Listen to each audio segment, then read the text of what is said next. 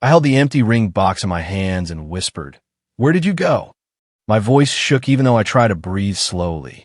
I stared at the velvet cushion inside, the same cushion that once held my mom's ring, the only thing she left me before she passed.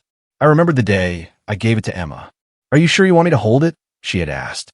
I smiled back then. "Yeah, you keep your things safer than I do. I'll treasure it like it's my own," she promised, placing a hand on my chest. That memory felt warm at the time. Now it burned. The front door opened, and I heard her heels hit the floor. "I'm home," she called out. I tried to stay calm. "Hey, can we talk for a second?" She walked in, tired but smiling. "Sure. What's wrong?" I held up the box. "Do you know where the ring is?" Her smile faded fast. "Why?" "Because it's not here," I said. "The box is empty." She blinked, then sighed like I was asking about a dirty dish. "Seriously? You're checking that again?" "Again," I repeated. "Why would you say again?" "Because you get emotional about it," she muttered, dropping her bag. "I had a long day. Can we not do this right now?" "What happened to the ring?" I asked. "Why do you think something happened?" "Emma, stop. Please." She looked at me with that expression she used when she wanted the conversation to end. "Maybe I moved it. Maybe you misplaced it." "I don't misplace the only thing I have left of my mom." She groaned. "Not this guilt stuff again." "Guilt stuff?" "Emma, what are you talking about?" "I'm tired," she said. "Daniel kept me late again." That name made my stomach twist. "Why were you working late with Daniel this time?" "He needed help with a project," she said quickly. "Don't start imagining things." "I'm not imagining anything. I'm asking why my mom's ring is gone." She rubbed her temple. "Can you stop making a big deal?"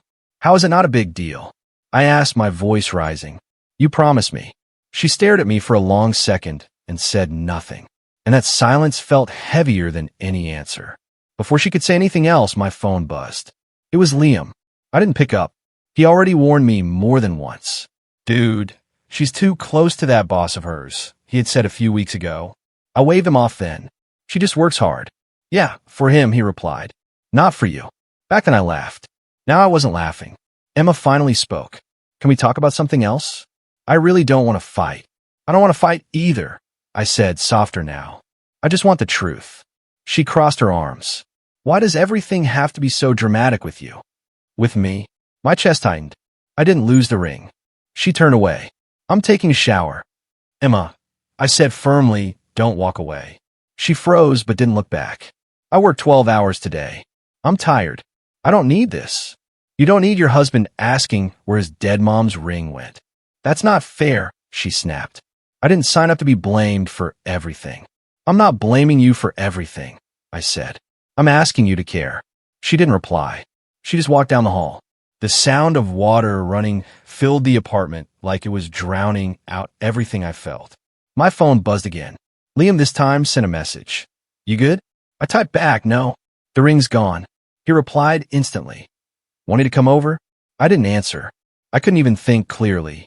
When the shower stopped, I called out, "Emma, I need to know. Please." She walked out, towel wrapped around her hair. "You're overreacting," she said flatly. "That ring was my mom's," I whispered.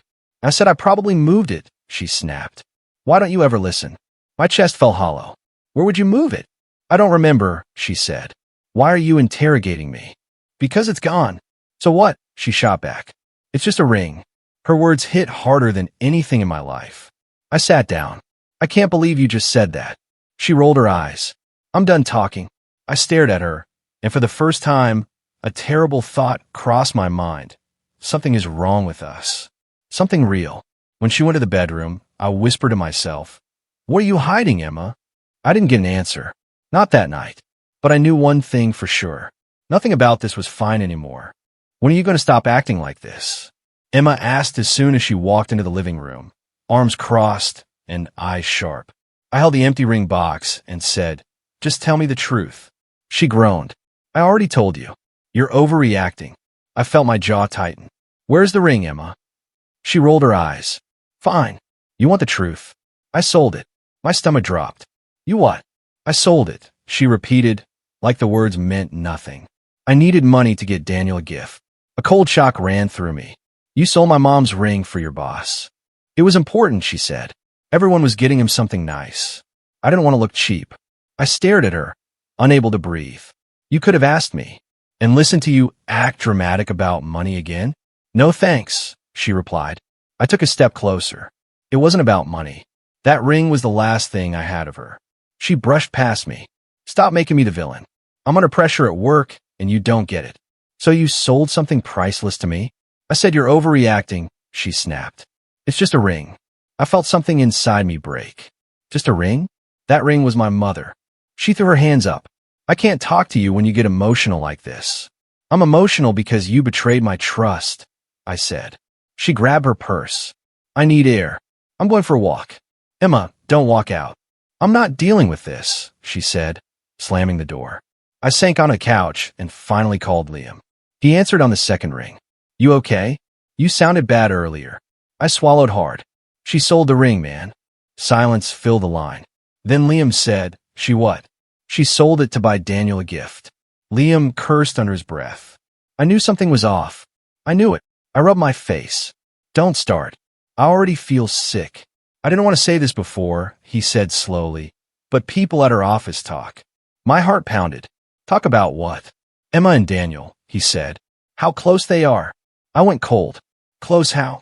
Liam let out a long breath. Too close. They say she stays late with him all the time. They say she puts him first. I shook my head, even though he couldn't see me. No, she wouldn't. Man, I'm telling you what I heard, he said. I'm not trying to hurt you. I cover my eyes. I don't know what to think anymore. I'm coming over, he said. You shouldn't be alone right now. I didn't argue. I couldn't. When the call ended, I stared at the closed door Emma had walked through, and all I felt was a cold mix of confusion and fear crawling through my chest. 20 minutes later, Liam knocked on the door and stepped inside as soon as I opened it. Man, you look wrecked, he said. I feel worse, I answered. He sat beside me. Tell me everything, she said. She told me I was overreacting, I said. She acted like the ring was nothing. Liam shook his head. That's cold. I let out a rough breath. She didn't even look guilty. Did she say why she picked Daniel over you? He asked. I stared at the floor. She said the gift was important. She didn't want to look cheap. Liam swore. So she decided your mom's ring was worth less than her boss's birthday? Hearing it out loud hurt even more. Yeah, I whispered. My phone buzzed on the coffee table. Emma's name lit the screen. I didn't touch it. You gonna answer? Liam asked. No, I said. I don't want to hear more excuses. He leaned forward. Then what are you thinking now? I don't know, I said.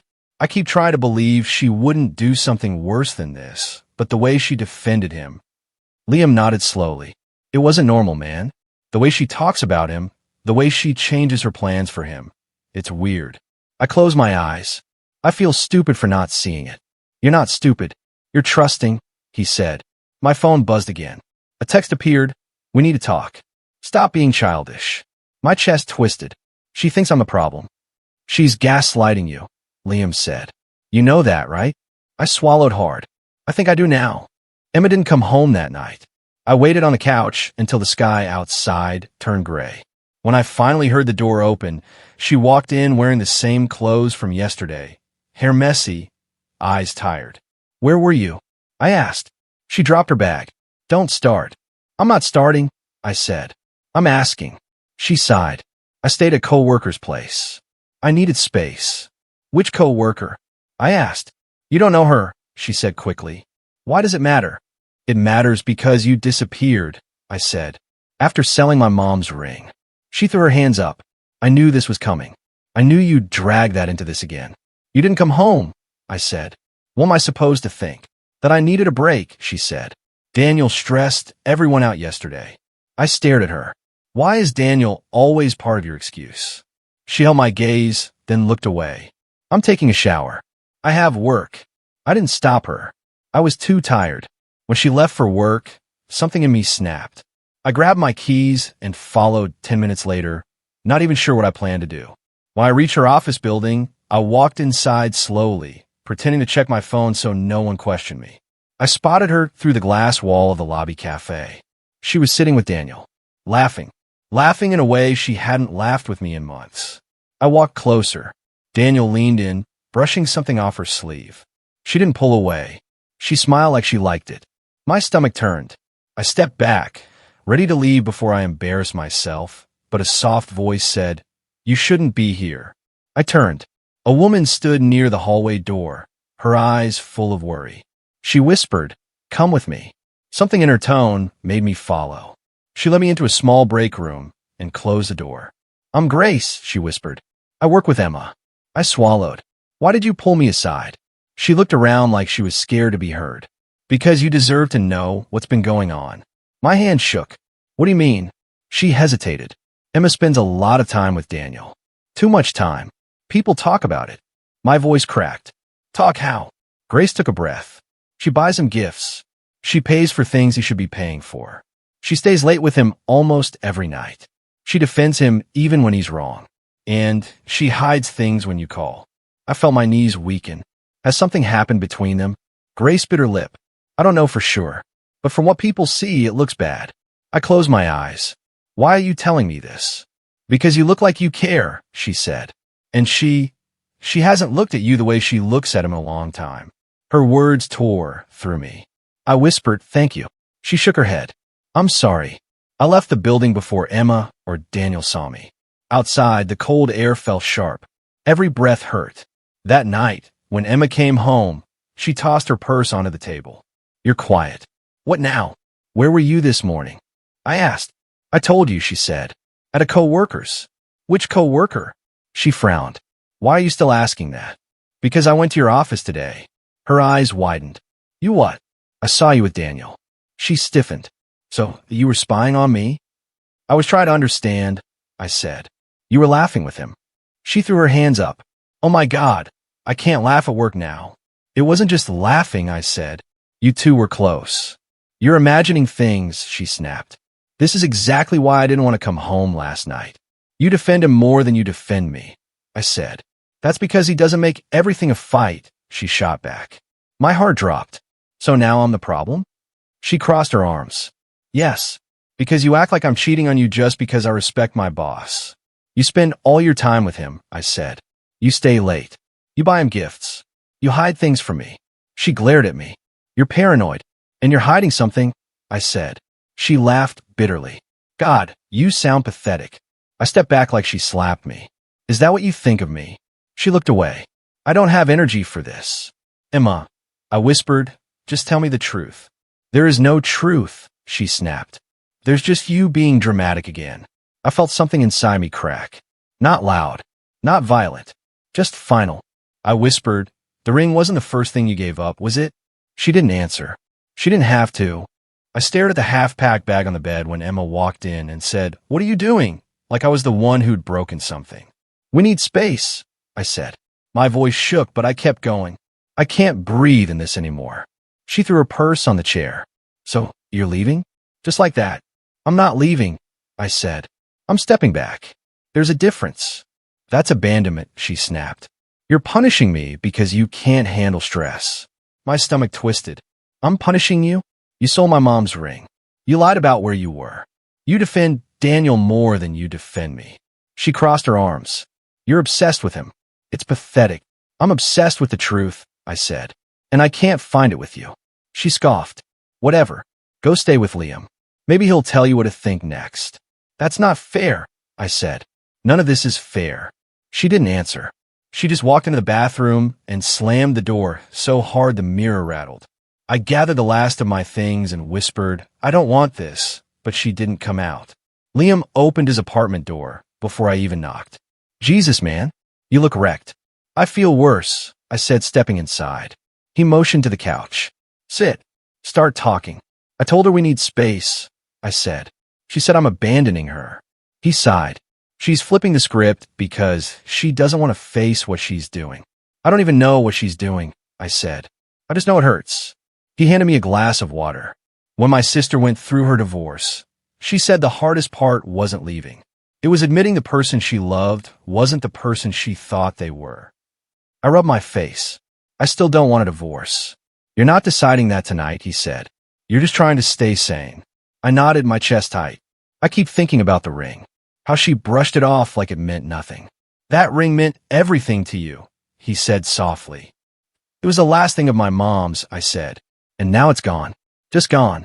He hesitated, then said, I didn't want to bring this up earlier, but you should talk to someone who can tell you your options. Options for what? For whatever comes next, he said. I know a lawyer. Ava. She's good. Calm. Won't push you into anything. I let out a shaking breath.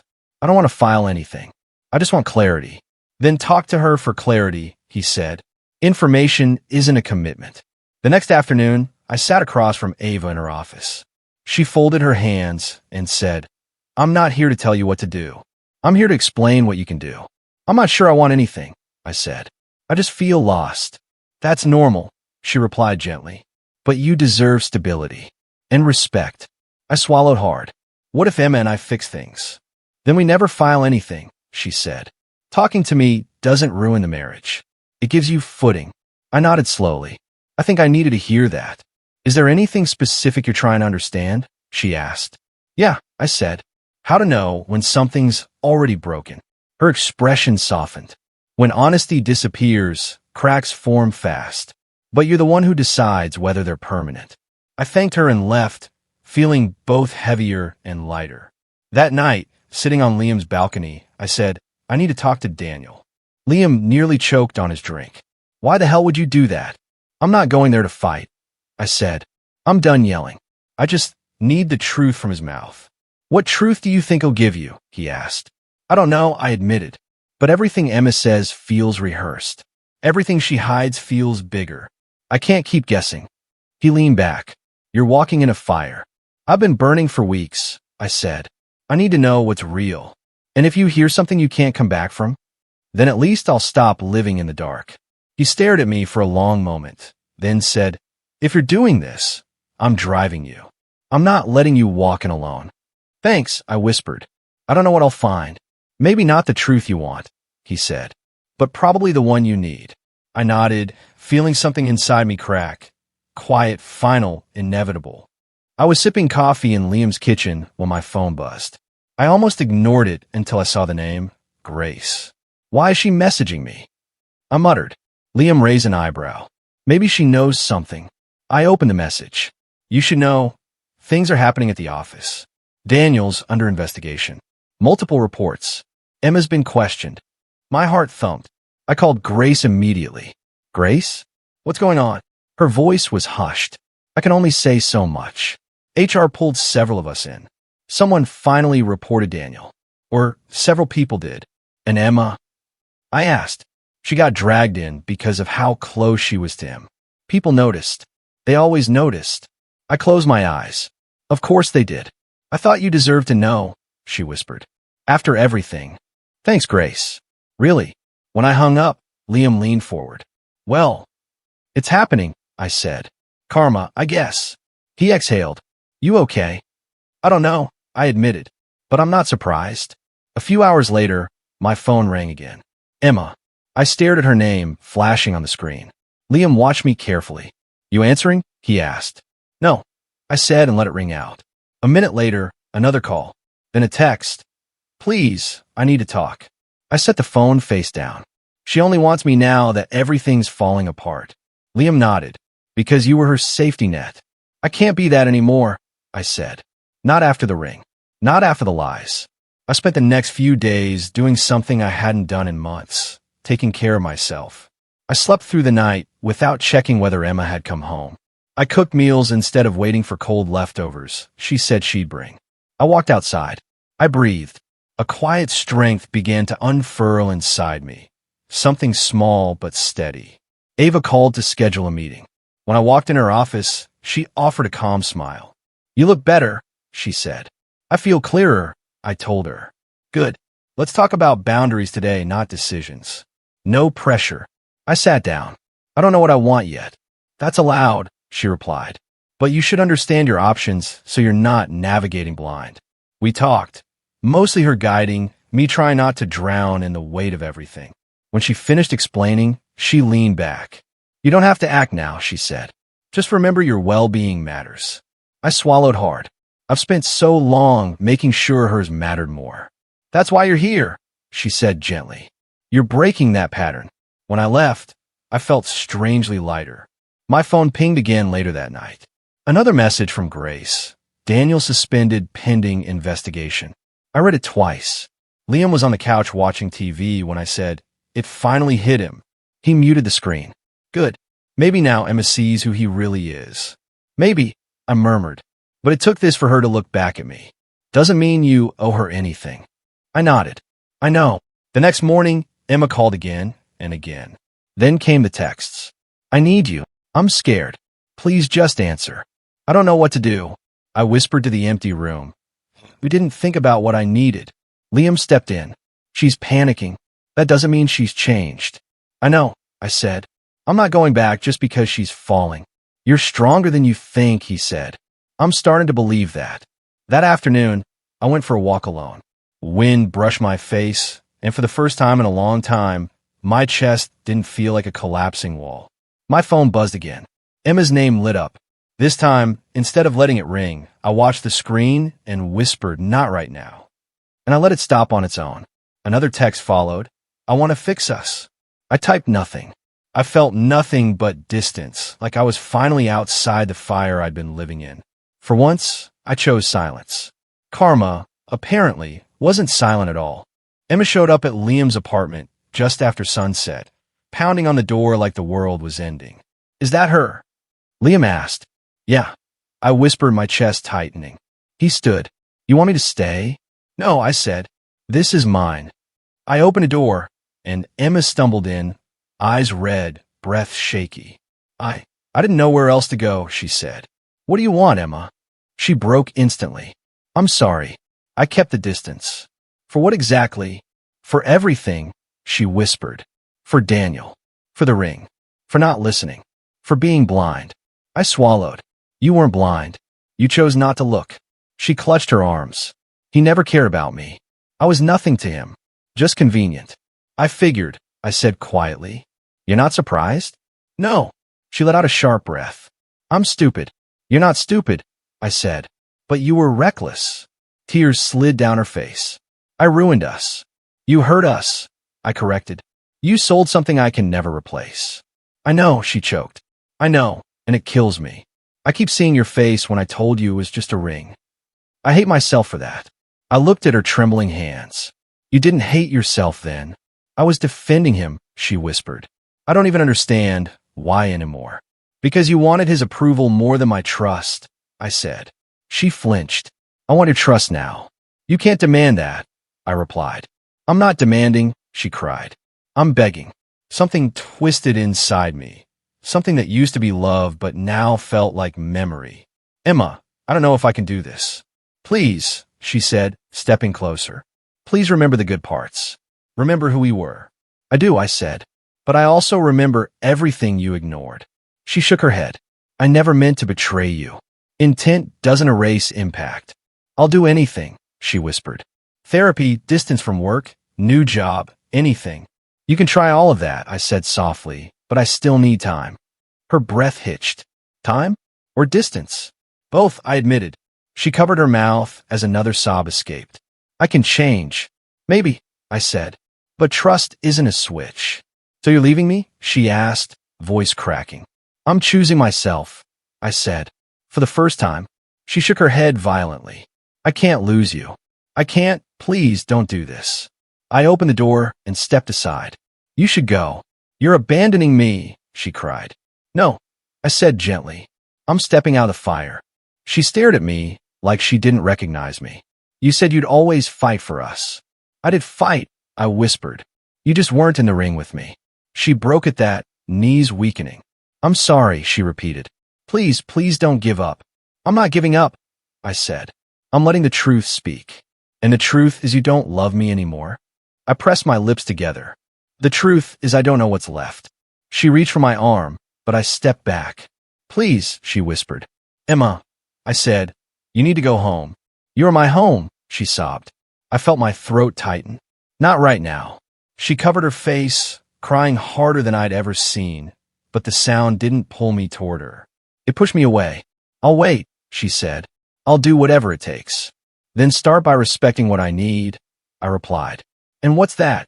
"Space," I said. "And honesty. And time." She nodded weakly. "Okay." I held the door open in silence. She walked out without looking back, maybe afraid she'd crumble if she did. I closed the door slowly, my hand trembling, not from doubt, but from the weight of finally choosing myself. It hurt. God, it hurt. But for the first time, the pain felt clean. I leaned my forehead against the door, breathing in the quiet she left behind. Liam stepped out from the hallway. "You okay?" "No," I said, "but I'm not shattered either." She looked rough. "Yeah," I murmured. She finally felt the consequences. "Doesn't make it easier," he said. "No," I agreed, "but it makes it clearer." He hesitated. "Do you think you'll go back?" "I don't know," I said, "but tonight showed me something." "What's that?" "That I don't need to fix someone to be worth loving." Liam nodded slowly. "Then you're finally seeing yourself." "I think so," I murmured. "You want food?" I almost laughed. "Yeah, something warm." I sank onto the couch, feeling the weight shift off my shoulders. For the first time in years, the silence didn't feel like punishment. It felt like possibility. When Ava called me that morning, I was halfway through a run. "I wanted to update you," she said. "About what?" I asked, catching my breath. "Emma's company released a statement. Daniel is under formal investigation, and several employees are being questioned, including your wife." I wiped sweat from my forehead. "So she's involved now?" "She's been suspended," Ava confirmed. "Indefinitely." I let out a slow breath. "Okay. You sound calm," she said. "I'm tired," I replied. "That's different." When I got back to Liam's place, he looked up from the couch. "You here?" he asked. "Yeah." "What now?" "I don't know," I said. "I'm just trying to feel normal again." "Then start there," he said. "What makes you feel like you?" I didn't expect an answer right away, but later that afternoon, I found myself digging out my old paints from a box I hadn't touched in years. Liam peeked into the room. "You painting again?" "Trying," I said. He smiled. "Good. About time." The brush in my hand felt strange at first, like holding a memory I'd forgotten how to use. But after a few strokes, something in me unlocked. Quiet, steady mind. Emma called that evening. I stared at the screen for a long second before answering. "What is it, Emma?" Her voice was small. "They suspended me." "I know. They think I knew about what Daniel was doing." "Did you?" "No," she said quickly. "Of course not." I didn't say anything. "You believe me, right?" "I don't know what I believe anymore." She sniffed. "I need you, okay? This is the worst week of my life." "I'm sorry," I said. "You don't sound sorry." "I'm just exhausted." "I can be better," she whispered. "I swear." "I've heard that before." "I mean it this time." "Emma," I said softly, "I'm not sure there's a this time left." Silence. "Then, you're choosing to give up on us?" "I'm choosing not to live in pain anymore." The next day, I met with Ava. "So," she said, opening a folder, "have you thought about the next step?" "Yes." "Tell me." "I want separation terms," I said. "Something clean. Something that protects what's mine." Ava nodded slowly. "Are you sure?" For the first time, I said, "I think I am." When I left her office, I didn't feel like I was ending a marriage. I felt like I was ending a version of myself that kept shrinking to fit someone else's life. Emma showed up that night, unannounced again, but this time she didn't cry right away. She looked tired, empty even. "Can we talk?" she asked. "Yeah," I said. "We can talk." She stepped inside. "I've been thinking about everything." "So have I." "I get it," she said. "I messed up. I hurt you. I lost myself to someone who didn't care about me. But I care about you. I want us." "I know you want something," I said. "But wanting doesn't undo what happened." She took a shaky breath. "Then what do you want?" "A divorce," I said. Her eyes widened like I'd struck her. "No, no, you don't mean that." "I do." She shook her head so fast it made her hair whip. "We can fix this. I'll quit my job. I'll go to therapy. I'll delete Daniel's number." "This isn't about him anymore," I said. "This is about me." She stepped forward, voice cracking. "I love you." "I love you too," I said quietly. "But love isn't a reason to stay in something that hurts."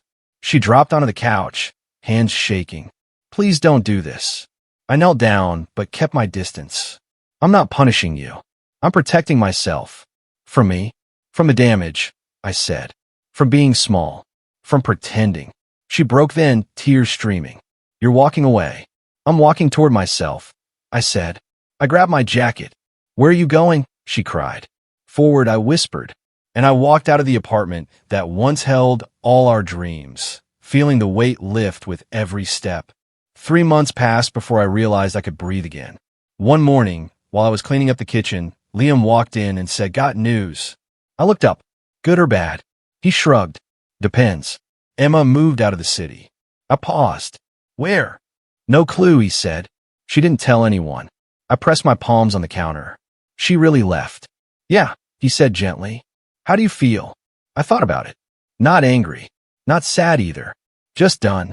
"That's progress," he said with a small nod. Later that week, we were sitting on a balcony when he added, "Heard about Daniel too." "What now?" He resigned. More people came forward. I exhaled slowly. So it finally caught up to him. "Karma," Liam said. "The quiet kind." "Yeah," I whispered. "The kind I didn't have to force." For the first time in years, my life started to feel mine. I ran every morning. I painted again. I cooked meals that didn't taste like exhaustion. Some nights, I even slept without waking up to the memory of Emma, saying I was overreacting. One afternoon, while I was rinsing brushes in the sink, my phone vibrated. It was Grace. I frowned and answered. "Hey, everything okay?" "Yeah," she said softly. "I just thought you should know something." "What is it?" "You remember the pawn shop? The one where Emma sold the ring?" My stomach tightened. "Yeah, what about it?" "It's gone," she said. "Shut down last month. New owners took over." "So the ring?" "Gone," she finished. "Records trashed. Inventory cleared." I checked. I gripped the sink. I figured it was gone, but hearing it hits different. "I'm sorry," she whispered. "It's not your fault," I said. "Thanks for telling me. If you need anything, I'll be okay," I said. Really, that night, after Liam went to bed, I sat alone in the living room. The apartment was quiet except for the hum of the fridge. I opened the drawer where I kept the small velvet box. Still empty. Still a reminder. I held it in my hands like it weighed more than the whole world. I whispered, "Mom," I tried. The room didn't answer, but something inside me did. It said, "You didn't lose her. You lost an object." It said, "You kept a memory." I sat there for a long time until my phone buzzed again. Ava texted, "Paperwork finalized. You're officially free." I stared at the message before calling her. She answered with a calm voice, "Everything processed. You should get the documents tomorrow." "Thank you," I said. "You sound lighter," she replied. "I think I am." "You did the hard part," she said. "You chose yourself." I nodded, even though she couldn't see it. "Yeah, I did." Liam walked into the room, rubbing his eyes. "You still awake?" "Yeah," I said. "Ava just told me the divorce is final." He sat beside me. "How do you feel?" I looked at the empty box. "Strangely okay. Not sad. A little, I admitted. But it's the kind of sad that lets you breathe." He nudged my shoulder. "You gonna be all right?" For the first time in a long time, I said, "I think so." He stood up. "Come on, let's get some air." We stepped outside. The night was cool, but not cold. Liam leaned on the railing. "So what now?" "I don't know," I said honestly. "But it's the good kind of not knowing." "You ever think about dating again?" he asked.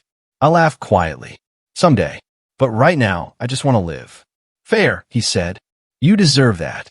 I watched the streetlights flicker and felt something I hadn't felt in years. Peace. "I couldn't save the ring," I said softly. Liam glanced at me.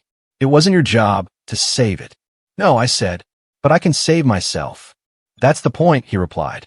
"That's the part that matters." I closed the ring box and slipped it back into my pocket. I didn't need to open it anymore. The emptiness inside wasn't a wound. It was a reminder of where I came from and how far I still had to go. When we went back inside, I took one last look at the quiet apartment. "My life starts here," I whispered. And for once, the words didn't feel like a promise. It felt like the truth.